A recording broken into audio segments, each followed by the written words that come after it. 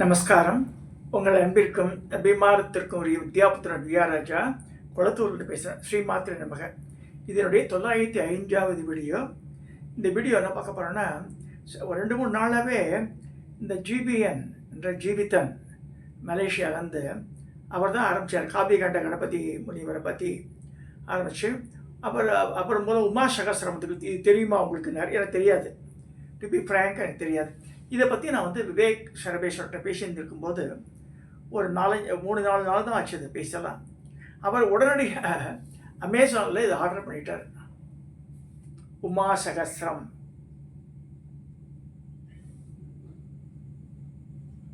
இதெல்லாம் அமேசானில் ஆர்டர் பண்ணி எனக்கு வர வச்சு கொடுத்துட்டார். பெரிய பல்கி புக்கு. இது பேப்பர் பேக்கு தான். அது விலை அதிகமாக எனக்கு இப்போ அப்படி இன்ட்ரெஸ்டாக கிட்டத்தட்ட 483 பேஜ் இருக்குது. இதில் 543 பேஜ் இருக்குது. இதனுடைய விலை பார்த்தா அமேசானில்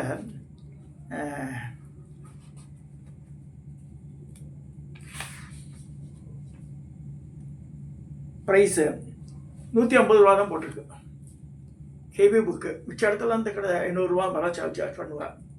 இந்த உமா சகசிரம் நான் நினச்சி பார்த்தேன். இத்தனையோ இந்த பகவதி ஸ்துதி மஞ்சள் ராமராம் அப்ளிகேஷனாக போட்டிருக்காங்க. அப்படிய புக்கு எல்லா சாசனம் நமக்கு காளி, லக்ஷ்மி, சரஸ்வதி, ராஜராஜேஸ்வரி, பாலா, ஷோடசி 2 லலிதா சாசனம் இருக்கிறதுல. ஒன்று வாக்பாதிகள் சொன்னது, ஒன்று பரமேஸ்வரனை துதிச்சது. அது 2வது நம்ம யாரும் சொல்கிறது இல்லை நார்மலாக. சரி, இதுக்கு சொல்ல வர அந்த புக்கிலையும் உமா சகசனம் இல்லை. இதுக்கு வெரிஃபை பண்ணேன் நம்ம before talking to the viewers. Uma Sahasram வேறு யாரும் எழுதியிருந்தால் இது நல்லா இருக்காது அப்படின்னு நினச்சிட்டு நான் சொல்ல. இல்லை, வேறு யாரும் எழுதலை. காபிகண்ட கணபதி சாஸ்திரிகள் தான் எழுதியிருக்கார். இவருடைய படம் இந்த இதில் அவருடைய படம் ரமண மகர்ஷியோடு இருக்க மாதிரி கொடுக்கப்பட்டுள்ளது. Just I want to show it to you. ரமணரும் அவரும் இருக்கிறார் இங்கே ரமணாசிரமத்தில். இது ரமண மகர்ஷி எல்லாத்துக்கும் தெரியும். பெரிய ஞானி. நான் யார் அப்படின்ற மாதிரிலாம் அந்த காலத்தில் பெரிய கொஸ்டின் ரைஸ் பண்ணி, இப்போ நான் சொல்கிறது 50-100 வருஷத்துக்கு முன்னாடியே மாதிரிலாம் எஸ் அட்ராக்டட் மெனி ஃபாரினர்ஸ். பால் பிரண்டர்லாம் அப்படி தான் அவள்லாம் இங்கே. மகா பெரிவாளும் அவர் நிறைய பேஷண்ட் இருக்கா டெலிபதி மூலமாகவே. இந்த சைடில் இருக்குது ரமண மகரிஷி. எல்லாத்துக்கும் கோமனம் கட்டிட்டு இருக்கார் இல்லையா? அவர் இவர் காவிய கணபதி சாஸ்திரி. கணபதி முனின்னு சொல்கிறார் இப்போ அவரை.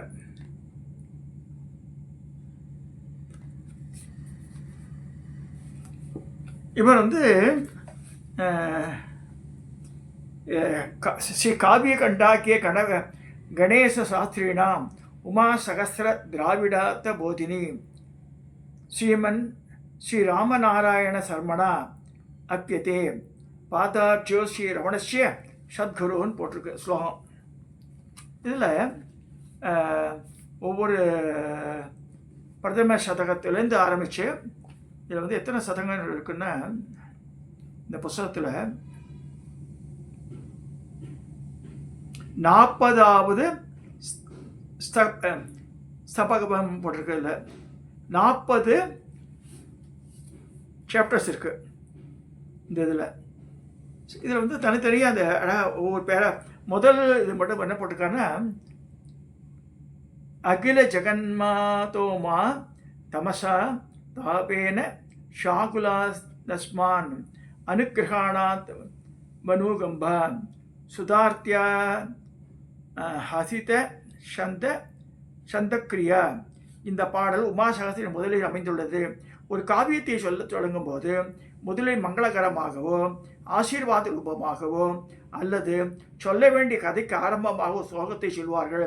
இதுக்கு மங்கள ஸ்லோகம் என்று பெயர். இந்த காவியத்தின் முதலிலும் நடுவிலும் முடிவிலும் வெவ்வேறு விதமாக அமைந்திருக்கும். மங்களாதீனி, மங்களாத்தியாயினி, மங்களாந்தானி ஈ சாஸ்திராணி பிரந்ததே என்று சான்று. ஆனால் அந்த காவியத்தில் உள்ள 40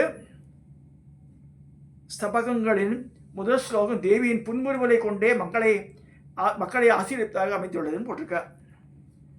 இது தவிர இடையிடையே கூட தேவியின் புன்சிரிப்பு மக்களுக்கு நலம் பயப்பதாக அமைந்துள்ளது. இதனால் தேவியை காளி என்று கருப்பான நிறம் படைத்தவள் என்றும் மக்கள் நினைக்க வேண்டாம். அவள் காளி அல்லது காலனாகிய பரமசிவனுக்கு உரியவள். காளி காலத்தை கடந்தவள், அதாவது உலகை பக்குவப்படுத்தவள் என்று பெயர். அவள் உண்மையில் புன்முறுவல் பூத்த முகமுடையவள். இந்த சிலையை பாருங்க, அப்படிதான் இருக்கு, சிரிச்சுன்னு தான் இருக்கும்.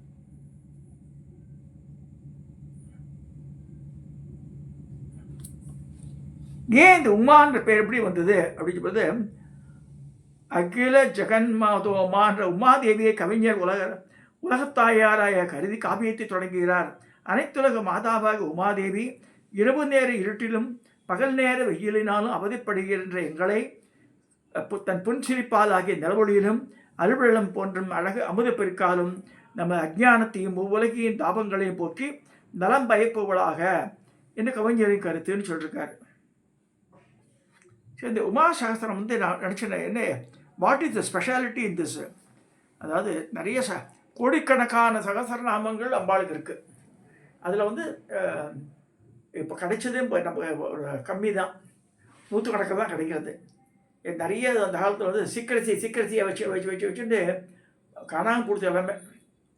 ஸோ கர்ண பரம்பரையாக சிலது இருக்குது, சில குரு பரம்பரையை அவளை வச்சுட்டு அவர் யாருக்கும் தேர் ஆர் எக்ஸ்போசிங்.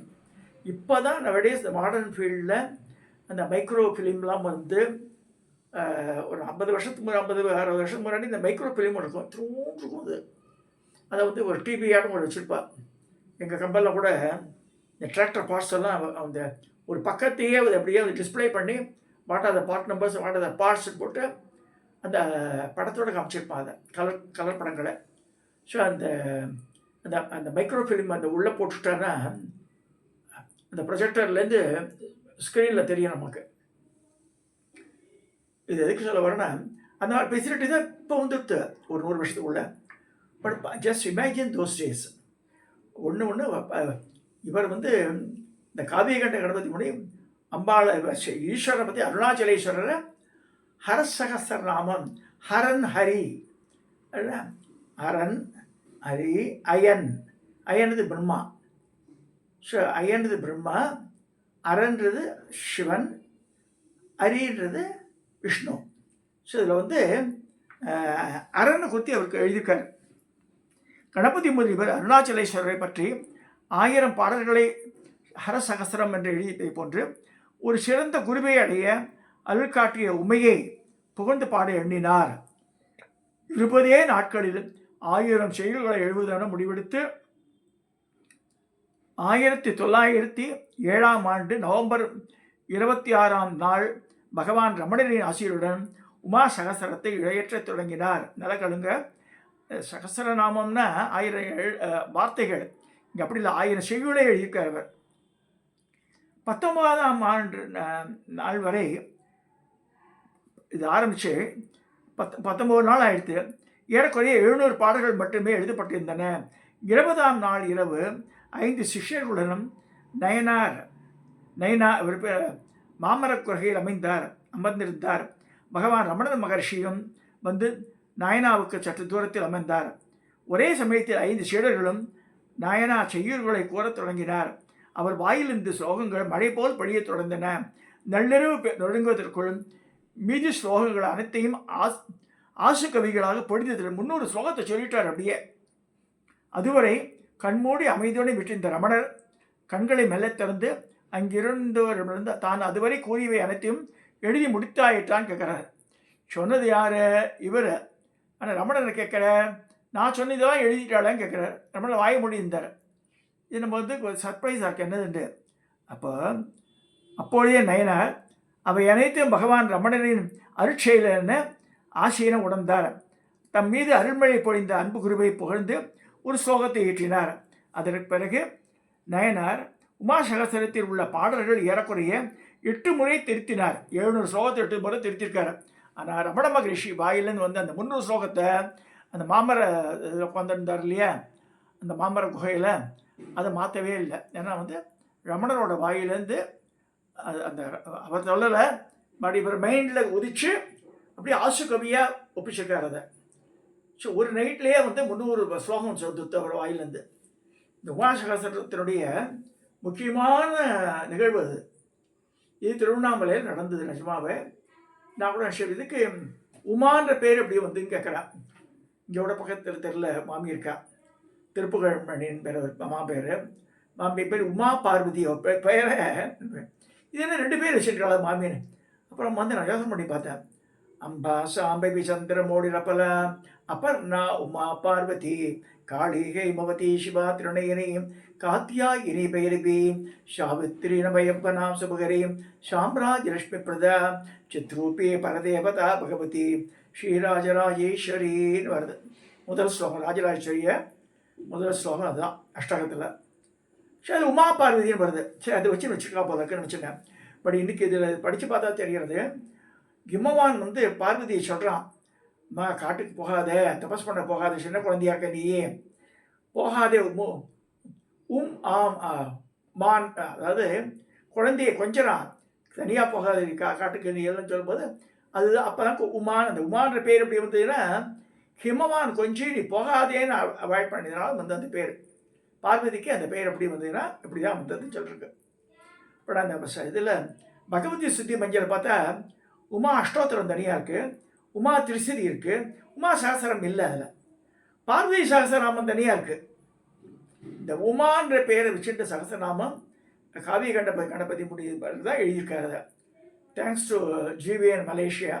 அவர் சொன்னதுனால போக வேண்டியதாச்சு. டிப்பில் ஏதோ இந்த ஸ்புரிக்கிறதுன்ற ஒரு டாப்பிக்கு நான் அதை பற்றி சொல்லும்போதே உடனடியாக அவர் வந்து அன்பர் விவேக் சர்வேஸ்வரன் உடனடியாக அமேசானில் இருக்குது சார் சொல்லி தமிழில் எனக்கு போட்டு ஆர்டர் பண்ணி எனக்கு காத்தால் டெய்லி ஆச்சு. Having got the book I thought better I can share the people. ரொம்ப காஸ்ட்டும் கிடையாது, 150 ரூபா வாங்கி படிங்க. அதெல்லாம் அதாவது இனி உடனடியாக படிக்க முடியல, நவராத்திரி பண்டிகாலம் வருது, கொஞ்சம் கொஞ்சமாக படிங்க. அது இதெல்லாம் வந்து அப்போ இப்பேற்பட்ட மகான்களால் உருவாக்கப்பட்ட நூல்கள் இது. ஸோ உமாசாஸ்திரம் பற்றி ரொம்ப உயர்வாக சொல்லப்பட்டிருக்கு. பல இடங்களில் ஃபாரினர்ஸ் எல்லாம் கூட சொல்கிறா அதை பற்றி. சில மலேசியா இருக்க அந்த ஜிபிஎன் எனக்கே எழுதணும் அதை பற்றி. ஸோ அதனால் நமக்கு கம்மிங் டு நம்ம யூஷுவல் டாபிக் வரும்போது 10 சொல்கிறது ஆயிரக்கணக்கான கோடிக்கணக்கான சகஸ்ரநாமங்களில் ஹண்ட்ரட்ஸ் தான் அவைலபிள். அதில் வந்து 10 வசதி. எது வசதி 10? கங்கா, காயத்ரி, பவானி, காளி, லக்ஷ்மி, சரஸ்வதி 6 ராஜராஜேஸ்வரி, பாலா 6 ராஜராஜி, பாலா, ஷாமளா, லலிதா, தசான்னு வருது 10. இந்த 10 தான் வசதியாக சொல்லியிருக்கு. Again repeat. கங்கா, காயத்ரி, பவானி, காளி, லக்ஷ்மி, சரஸ்வதி, ராஜராஜேஸ்வரி, பாலா, ஷாமளா, லலிதா, தசா. இந்த கோடிக்கணக்கான அம்பாள் சகசரநாமத்தில் இந்த 10 தான் வசதியாக சொல்லியிருக்கு. ஸோ நம்ம அந்த 10 தயவுசெய்து இது பண்ணிக்கிறோம். அட்லீஸ்ட் இப்போ இந்த நவராத்திரி புண்டிகாலத்தில் ஒரு நாளைக்கு ஒன்று வச்சுருக்கோ. அது வந்து புக்கில் அவைலபிளாக இருக்குது. அந்த பகவதி சுத்தி மஞ்சரியில் எல்லாமே இந்த 10மே இருக்குது. அதை ட்ரை டு பை. அது ராமநாமா பப்ளிகேஷன். இப்போ we go to Giri trading, it's available. அதில் என்ன அட்வான்டேஜ்னா காளின்னு எடுத்த சாஸ்திரநாமம் இருக்குது, திருசதி இருக்குது, அஷ்டோத்திர சதம் இருக்குது, எல்லாமே இருக்குது. அதில் ஒவ்வொரு தேவதைகள் 3 இருக்குது. ரேணுகா பரமேஸ்வரி இருக்குது, துர்கா இருக்குது, லக்ஷ்மி இருக்குது, சரஸ்வதி இருக்குது, எல்லாமே இருக்குது. ஸோ அதனால் அது வாங்கி வச்சுட்டா 10 நாளைக்கு யூஸ் பண்ணலாம். அதை இது வந்து அதில் இல்லாதது. உமா சகஸ்ரம் வந்து இல்லாதது, ரொம்ப உயர்வாக சொல்லப்படுறது. ரமண மகரிஷியே வந்து காவியகண்ட கணபதிக்கு இது ஆசீர்வாதம் பண்ணி அவர் அது 700 ஸ்லோகம் அவர் இவர் பண்ணது. அந்த பேலன்ஸ் 300 டியூ டு ரமண மகரிஷிஸ் இது வந்து இவர் வாயிலேருந்து மட திறந்த வெள்ளமாடம் வந்தது. இதை சொல்லி இந்த உமா சகஸ்ரம்ன்ற டாப்பிக்கை நான் நிறைவு செய்கிறேன். இதை சப்ஸ்கிரைப் பண்ணுங்க, ஷேர் பண்ணுங்க, லைக் பண்ணுங்க.